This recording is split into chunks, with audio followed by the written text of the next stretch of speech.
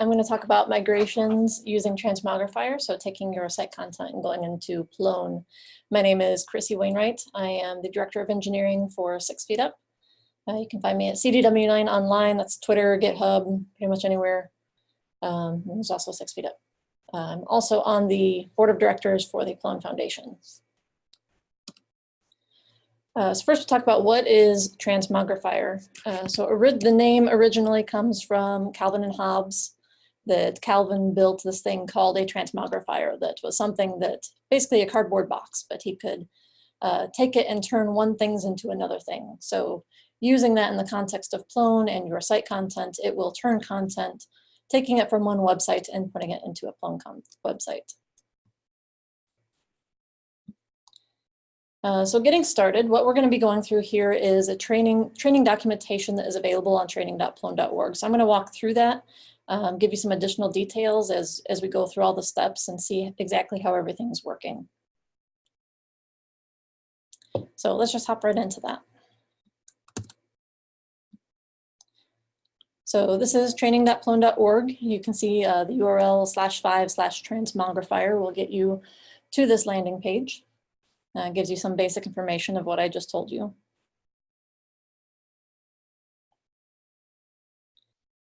So the first step to getting your content into Plone is to export it from the current site. If you are exporting content from a Plone site, there is an add-on for this called collective.jsonify. For the purpose of this training that you can walk through, there is a sample export of content that I had put into a Plone 4 site and exported it with JSONify. So I'll be downloading that later and actually importing it into a Plone 5 site. So if you're walking through this training on your own, you could download that, jump onto the next page of Transmogrifier Basics, but I'm going to talk about some other pieces here, like if you're exporting content from a different system or what you can do.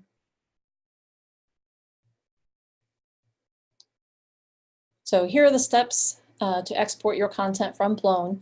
So you are migrating from Python 2 to Python 3. This is a really good use case for using Transmogrifier. You can also try to do an in-place migration with the database. But like if you're going to be migrating from a much older version of Plone to Plone 5.2, using Transmogrifier, some sort of system like this, is going to be a lot easier for you. See, if your site's been around for a while, has a lot of cruft code in there, that'd be another good use case for just making a fresh start. We did this with the 6 Feet Up site recently. Had originally been built in Plone 2, migrated up to Plone 3, Plone 4. But for Plone 5, we just mostly did a fresh start and used Transmogrifier to get some of the pieces over. If you're going to be exporting from a different system, so the training that I'm walking through is going to be expecting an export in JSON format. So I'm not familiar with WordPress. I don't know if there's a way to do that. I have a couple plugins listed here that you can look into, but I'm not very familiar with WordPress, so I'm not going to talk about that a whole lot. Or you can write your own export. So this is something we did recently for one of our clients that their current site is in Zope. So very similar, but we still wrote a custom export that works similar to collective.jsonify. And we just made sure for each item, we're exporting just the minimal amount of information that we need so that when the item gets imported into Plone, that we're going to have all the pieces that we want. So for example, making sure you have a type listed in there, whether it's a document or a news item, a biography if it's something like that, the title of the item, the text, and you can see this can have HTML, rich text in there. The modified date, so last time it was modified, you could also pass in the created date. The path to the item, this one is very important because that's going to determine where in the new site it gets added. And then the ID, which isn't always necessary because Plone will automatically create that based off the title if you do not have an ID. And then if you want an example of what a JSONify export would give you from a Plone site, this is all the information that it spits out. And it's quite a bit. Not all of this is required. Like I said, you can do just the minimal of this little piece here. But depending on what you've done with your previous site, what you want to keep when you migrate to the new site, you might want a lot more of this information. So now we'll talk about the Transmogrifier Basics. So we'll talk about the basic pipeline setup. We'll talk about the terminology of what all these are, necessary add-ons, and how to create a migration package. So the import is set up by creating what's called a pipeline. It's a series of steps, each pointing to a blueprint. So if we look at this, I made this look like a pipe, it's a pipeline. There are a series of steps like they're called the Json source, you have some other ones, a constructor and a schema updater. Each of these steps in the pipeline will point to a Python file called a blueprint that will then take the data, manipulate it in some way, and then push it on to the next step in the pipeline. So each item, as it's imported, so here's the exported content. It first takes the first item, in this case, one.json. So with the JSONify export, the way it does it, that each item in the site gets a single JSON file. So it starts with the first file, usually going to be the root of the site information there. And it's going to go through each step in the pipeline, and then it's going to be imported into the new site. So you can see each one goes through each of the steps individually, and then it comes out on the Plone end as a folder or a page, whatever that content type was set to. And you can even change the content type as part of the import. If you have an older Plone site, it's likely that your content is using archetypes. Newer Plone sites use what's called dexterity. And so a large part of the process is just moving, your archetypes from the old site or whatever site you're coming from to the newer dexterity content types.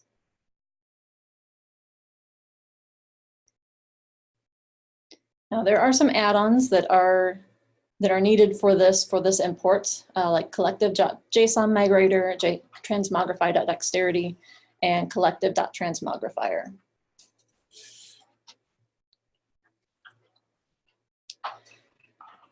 So you can create your own migration package that will install all of those, but I've put together a handy Bob template that will do all of this for you. So I'm going to actually walk through how to do this. So first we will pip install bobtemplates.migration.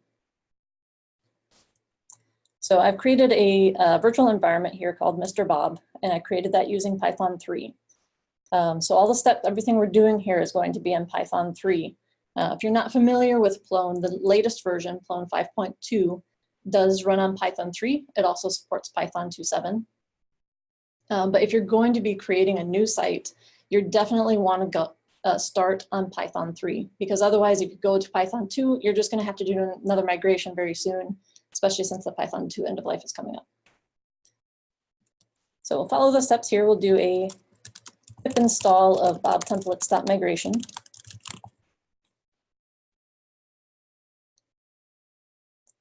And then we can run the Mr. Bob command to set up the skeleton for us. So I'm just on my desktop right now. I'll go ahead and throw it in there. So we're calling Mr. Bob -o, the name of the package that we want to create. So I'm going to call it ploneconf.migration. That's the example that I have in the documentation. And then we're specifying which template we're going to use. So right now, bobtemplates.migration only has one template, and that is JSONify. I'm hoping that, as people do more Transmogrifier migrations like this, that more templates could be set up so that you could import from XML, something that's set up by default to do that. But this one by default is just expecting a JSON export to work from. So now this is going to ask a series of questions just to get everything all set up. Whatever value is in the square brackets, that is what is going to be the default value. So if I don't type anything in and just hit enter, it's going to accept that default. So I'll do that for a couple of these. GitHub username, I'll go ahead and throw in CDW9. I can change the package description, or I can accept this one. If you're going to be committing this to a Git repository, then you can go ahead and say, yes, I want to initialize this as a Git repository. For demo purposes, I'm just going to say no. And then Plone version, if you don't know what the latest Plone version is, you can go check on plone.org. I can tell you it is Plone 5.2. Now, if there's a newer version, when you get to this, then you would type in 5.2.1 or whatever that would be. All right, so now I have PloneConf.migration that was created. So we have to do a little bit of adjustment here since a lot of this work for Transmogrifier in Python 3 is still very new. We have to make some adjustments to it.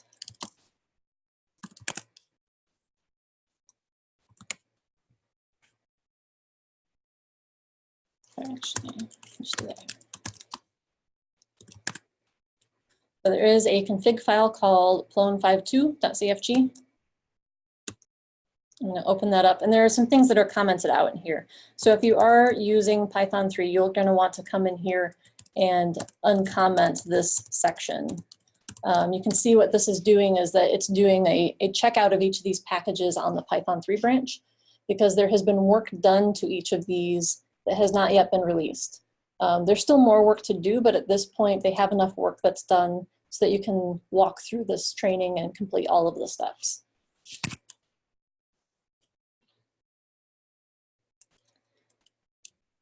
I'm going to create a new virtual environment just for this one.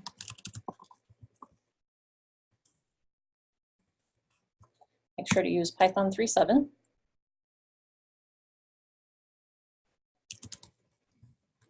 Then we will install zc.buildout, and from there we can run buildout, and that's going to get everything set up for the site that we need.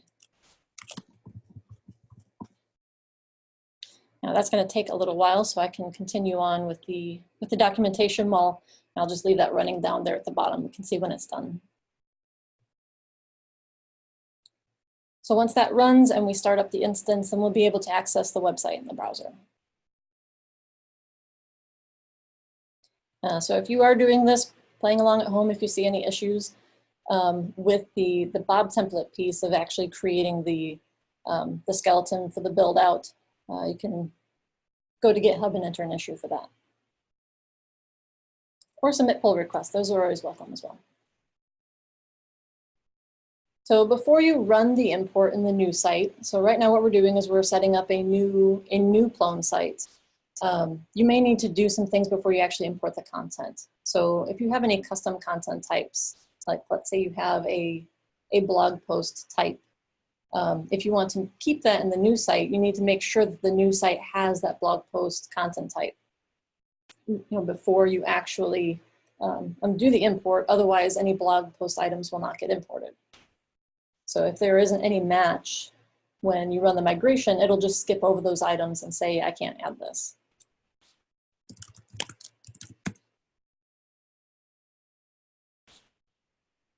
When you do that, when you set up the new content type, try to keep the names, so like the ID of the content type, the title, and all of the fields, keep the IDs of those all the same as what they were in the old site.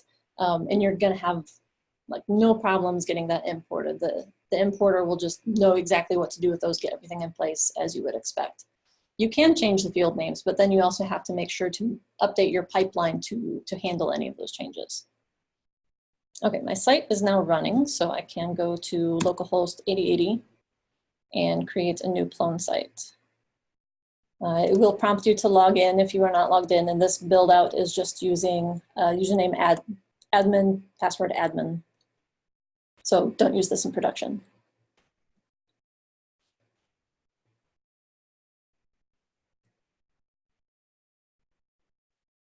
So I'll create a Plone site really quick. That'll get that up and running.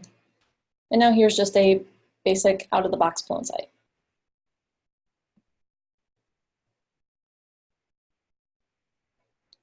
All right, so now let's talk about writing the import pipeline. I'm going to open this up in VS Code.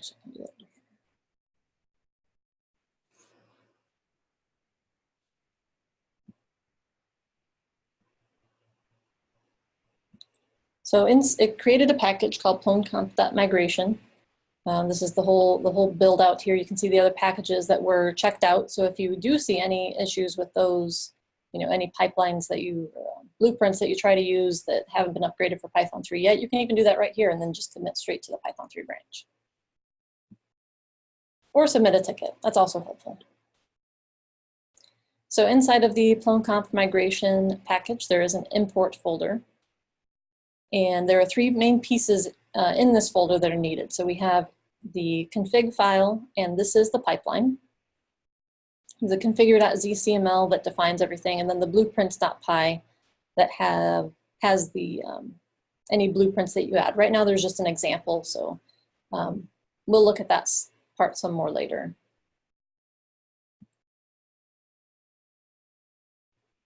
So the pipeline is a config file, so if you are used to editing any build-out config files, the syntax is going to be very similar. So at the top of the file, it's going to define all of the different parts. So there, you have the transmogrifier part, this is required.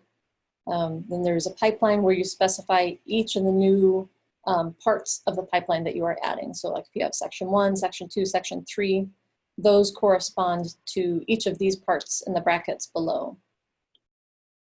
And the order that you specify the parts in the pipeline right here, that's the order that they're going to run in. And this order is very important. So for each one, you can see each one specifies a blueprint. Sometimes they take additional arguments, but not always. It just depends on what you're trying to do. So there are many blueprints that are available in the Transmogrifier add-ons, like the ones I mentioned earlier. But you may also need to write some of your own blueprints just to handle any custom things, whatever you have in your code. And we'll look at writing some custom blueprints later. So item, another keyword here. So the item is the current piece of content that the loop is looping over and importing. So the very first step, the importer grabs the JSON data and it creates a dictionary called item that it takes all of the values from the JSON and puts them into a Python dictionary. Now the pipeline, as we go through this, that's the first step, the JSON source. The following steps will then manipulate that data in the item. And once again, here's that visualization if you need to see that again.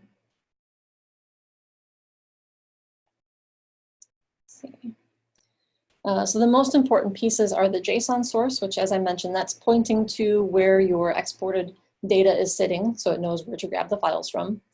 You may have some other steps. The constructor, which does the work of creating an object in the Plone site based on the data that is in the item dictionary. Now there can be manipulations that happen to that dictionary before the constructor, like if you want to change what content type something points to. Just anything that needs to happen before that object is created in Plone would be done in this middle spot here.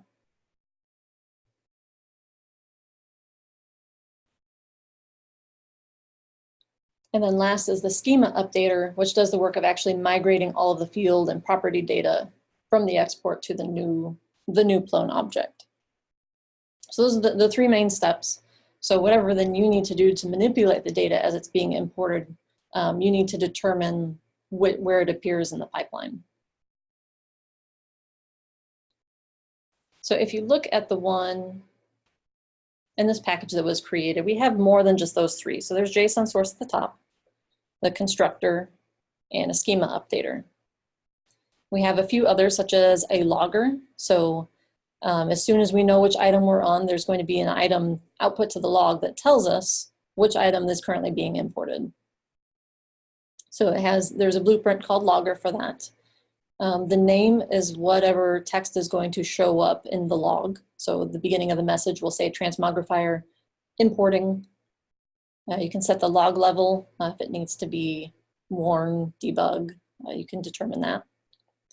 And in this case, the key that we want to display is the path. So as we'll see later when we start importing content, as it loops through each item, it's going to print out the path of each item as it's being imported. We have a path fixer. So the previous site that we're coming from, the Plone site ID was /Plone. We're just going to strip that out because at this point, if we left it in and we started importing into our new Plone site, which also has the same ID, it would duplicate that. It would put /Plone inside of /Plone and then put everything inside of there. So we're just going to strip out that first part so that we're importing everything right at the root of the site. So if you want to do anything else there, like if you want to take all of your content and put it into a specific section of the site, you can use the path fixer to do that. We have our example blueprint, just that's in there, but you can see that's commented out at the top. So at this point, that's not going to run. There are a few other items in here that are just necessary for the import to work best. So like removing the ID from the item dictionary actually helps things to work better. So that it doesn't, otherwise you may get -1 on the end of all of your IDs, which messes up all of the URLs. Here's the actual constructor that is creating the Plone object. Copy UID to get the proper UUID on the items. Schema Updater or workflow history. So this will take care of, if you have workflow on your content, like let's say, so in Plone you have everything will be private by default. You can publish the items that are published. If you don't put the step in, everything will just be private by default. But if you put in the workflow history step, it will look at the history that was exported in the JSON and do all of those same steps in the new content so that when everything's imported, it will have the same workflow state as in the previous site. And then we also put a save point in here every 1,000 items. So basically, as it's looping through all of the content, every 1,000 items, it's going to save. So like if the export fails after 1,000 items, the first 1,000 will be in there. And the reason why I chose 1,000 for that is because JSONify exports everything in folders batched by thousands.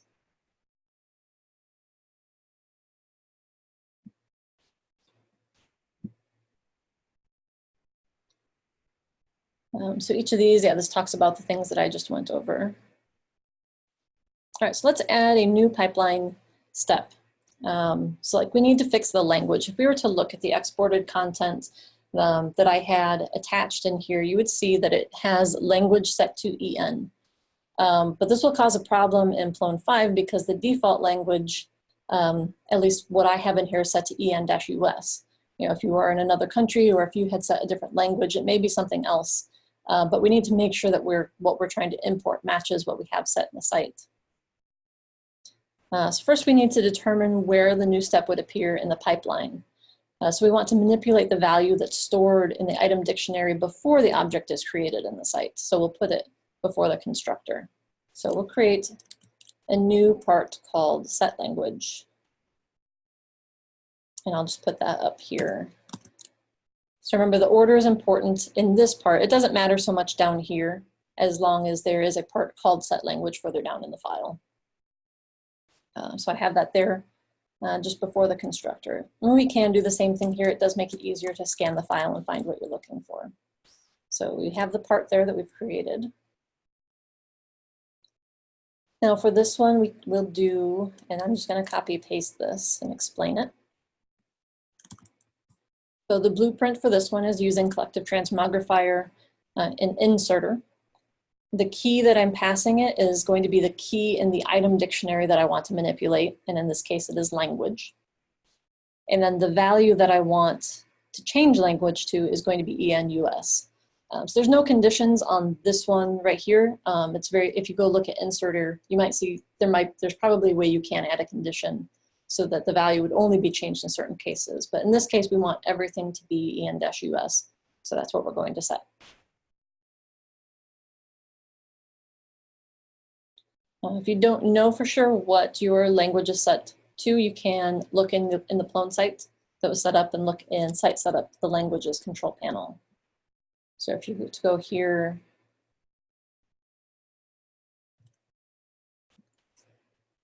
and look at languages, here it is right here, it's set to EN-US.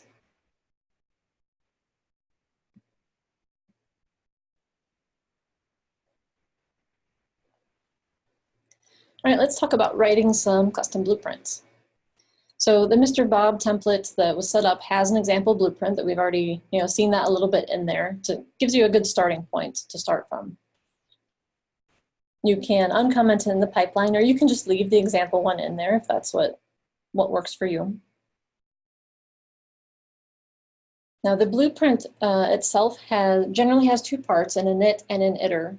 The init sets up the variables that are based on the current item in the loop and any arguments that were passed in. And then the iter is where most of your custom code is going to go. So some basic blueprint tips. First of all is don't use return. I know it's, you may be very used to writing Python code where there's always a return at the end. It's returning something. In this case, we do not want it to return. Instead, we want to yield the item. So it's going to take the item dictionary that has been manipulated in some way and yield it so it's going to be passed on to the next step in the pipeline. If you do a yield anywhere else, so like in this case, we're getting object. If object doesn't exist, we're going to yield the item and then we're going to continue through the loop. So instead of doing return there, you would yield and continue. Now, if you determine in this blueprint that you don't actually want to import this item, then you can just continue without yielding the item. But otherwise, it is very important to include it. Otherwise, the item will not, the object will not get imported into Plone.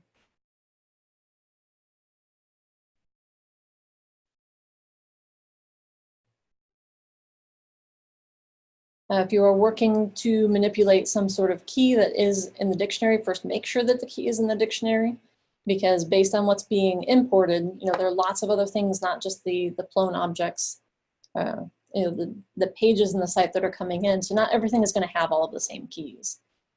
So if you're going to do something to the path, do an item.get path, and if it's not there, then just yield the item and continue.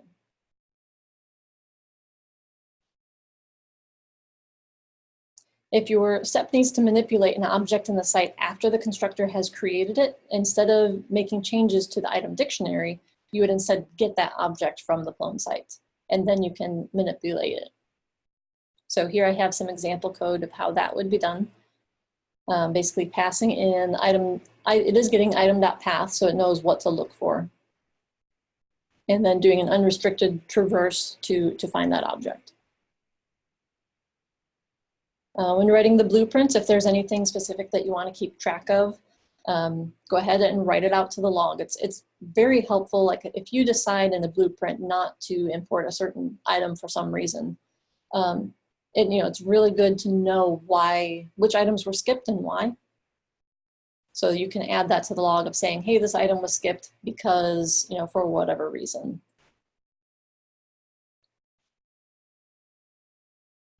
So this example here is giving the item path and the fail reason, assuming that you have defined those or up to that point. All right, so let's do some practice and create a blueprint. So we'll start by making a copy of that example blueprint that we had. So I'm going to copy the whole thing so that we have that there. And you want to copy it all the way up to just above that, the implementer and the provider.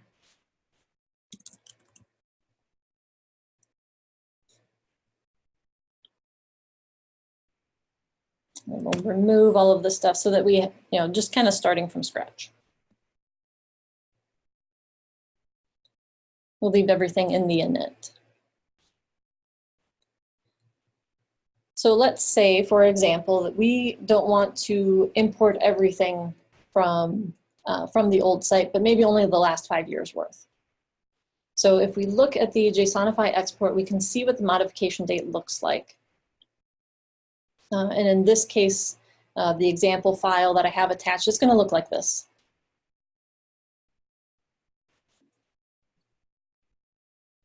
Apparently the camera died.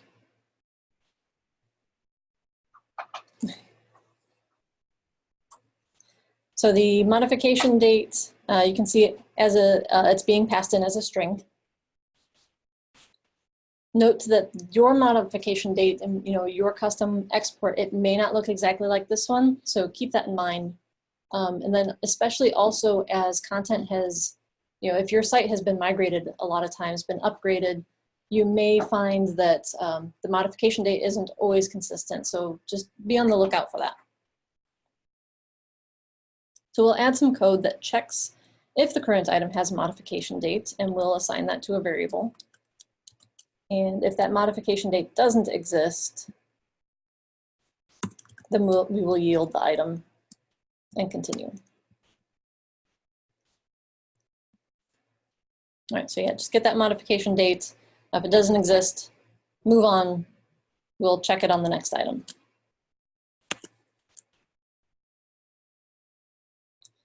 Now from here, you can determine how you want to check if the item was from the last 5 years or not. Like I mentioned, it is a string. Most items that you're going to get from Jsonify are going to be in a string format.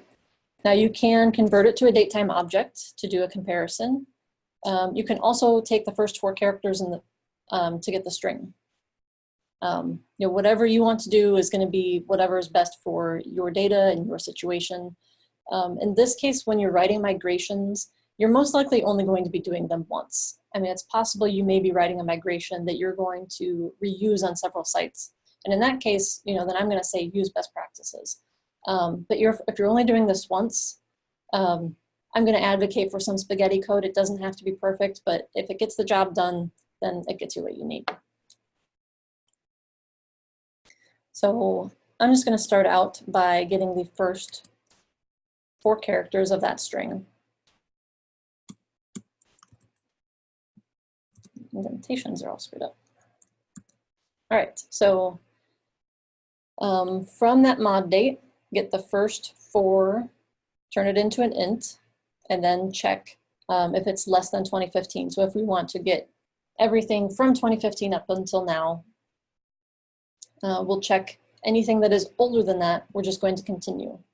We're not going to yield the item because we don't want to import it. So just continue.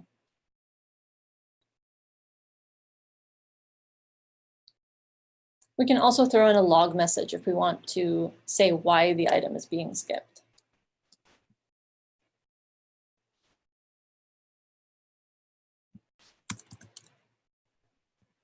So I'll grab the item path and then in the logger.info, so I already have import logging and set up a logger up here.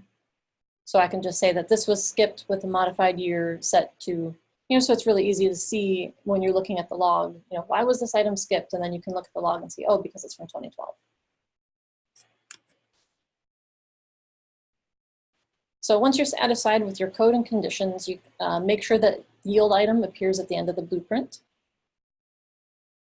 And now we can hook up the blueprint. So right now it only exists in the Python code, but we need to make sure it's in the configure.html so that it's being declared that we have created it. Then it will put it into the pipeline.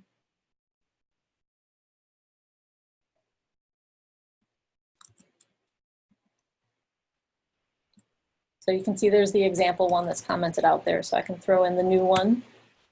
Component is set to blueprints, which is the name of the file here.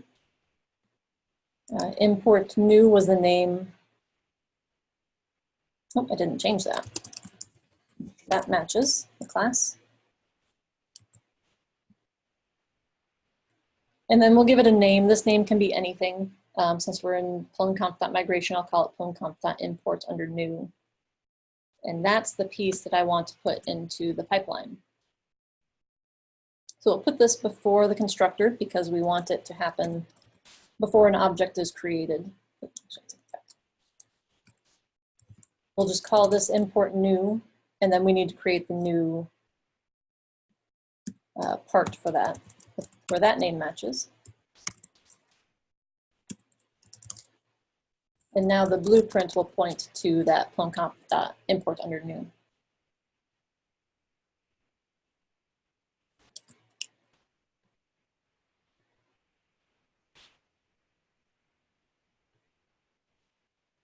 All right, so at this point we made some changes to Python files, to some ZCML, so we do need to restart the site for those changes to take effect.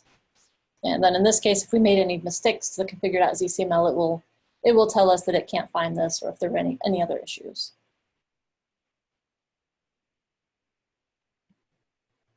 Looks like that started up just fine. So now we'll actually run the content import. So I'm going to download the sample export that I had.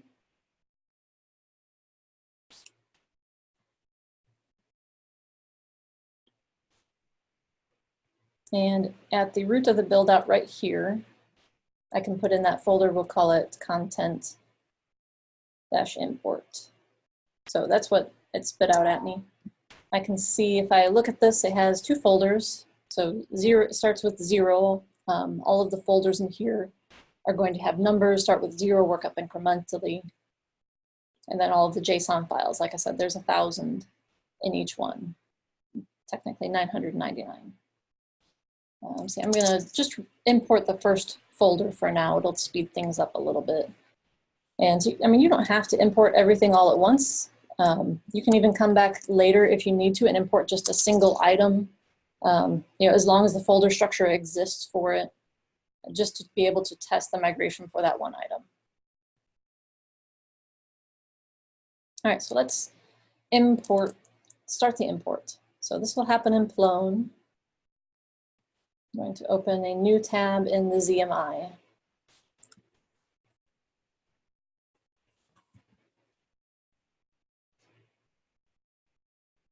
So in portal setup, import, find the PloneConf.migration. And first we're just going to import the default profile that's going to get everything set up. And now we can actually run the import.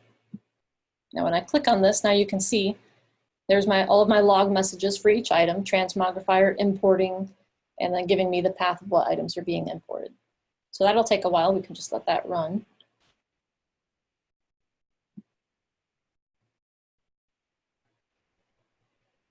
So this is just one way of running the upgrade, is to import the entire profile. You can also use upgrade steps. And so there are some examples in the code in here. So there's an upgrades.py with separate upgrade steps if you want to run it this way. Now this can be really helpful, like if you need to disable something before running the import, you would do that in the run pre-migration. So like if you have a subscriber setup. Now this has been really helpful with add-ons like Plone FormGen and Collective.easy form, if you're familiar with those in Plone. When you add a new form into a site, it automatically adds some fields inside of it. But if you are migrating the content, you don't want those fields to be automatically added, which will happen if you don't turn off the subscriber. You know, because you already have your fields defined, you don't want it to add any more on top of it.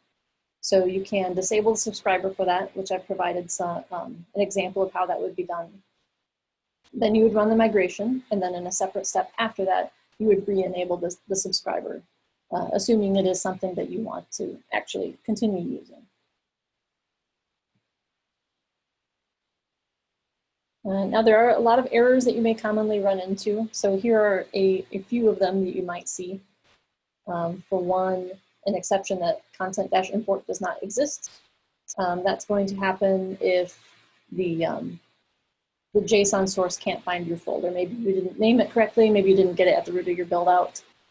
But that would just be making sure everything is correct there.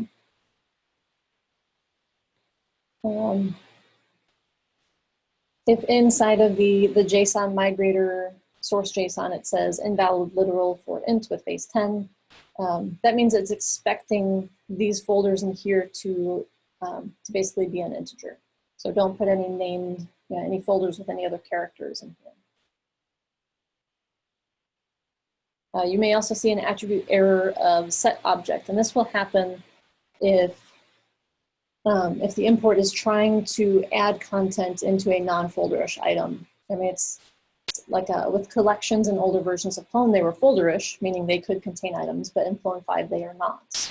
And so if you have your import trying to add data into something that is not folderish, then you would get the set object error.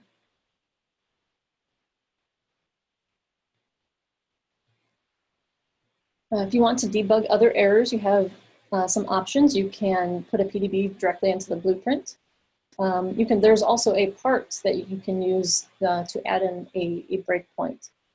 You can add any specific condition that you want. If you know that the error only happens on a collection or a document, then you can add that as the collection, saying if item type, notice this is looking at the dictionary, is set to collection, then it would do the breakpoint. Otherwise, if you wanted to hit the breakpoint every time, you can just say Python true. Still going. You want another way that you can try to see what's going on. Oh, first up, I skipped that one. Read the traceback, because that's going to give you a good job of pointing you to the problem, especially since we have that logger piece in there that tells you which item is being imported. That might give you a clue as to what's going on. Sometimes this will point you straight to the problem, but other times you'll see that the error is just pointing at for_item and self.previous in the blueprint. And that one's a little bit trickier to debug. So that's why you would need to do the put in a PDB in different places to figure out where the problem actually is. It's also helpful to find the item in the exported data, the one that is throwing the error. Being able to see the raw data for that, sometimes makes it much easier to see what the problem actually is. Now, if you find a problem in that data, don't change it there, but work in the imported data to change it at that point. Because otherwise, like if you change it in the exported data, but then you go back later and do a new export, which happens very often, because this is a bit of an iterative process, you're not going to want to go back and change that into the data every single time. So handle it in the import, just do it once, and then it'll take care of it in the future. Hey, look at this. So Transmogrifier pipeline, Plone Conf import content is complete. So if I go refresh my Plone site,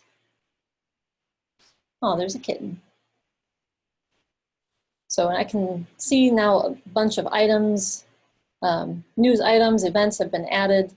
You can see, obviously, I just had dummy content for this that was set up in the original Plone site, but here we're able to confirm all of this has been imported. So like I said, the original content came from a Plone 4 site that was using archetypes, so that was Python 2, and so now it has all been imported into Dexterity in using Python 3.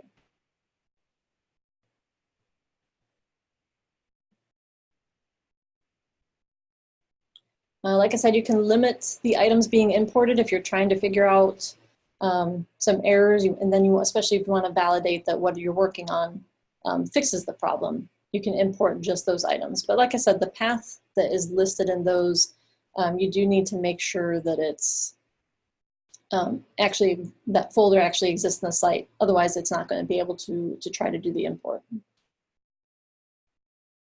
So once you make a bunch of fixes, make sure to test the full import, because it is very easy to sometimes forget to put in a yield item, and then suddenly your import isn't completely working anymore. Also writing tests to check that everything is working as expected is also recommended. You can run the import multiple times. Ideally, when you are doing the final import, I would try to only run it once, but it can be run multiple times, especially as you're testing. You don't have to clear out the data every time. And so even if you do a new export, when you import it, it will update the items that are in the Plone site. So like if the text changed, it will update the text in the new Plone site. One thing that doesn't handle is that if any objects were deleted, or if like one was deleted and then recreated with the same ID as a different type, you will run into problems with that. But you can also write code to handle that if you need it.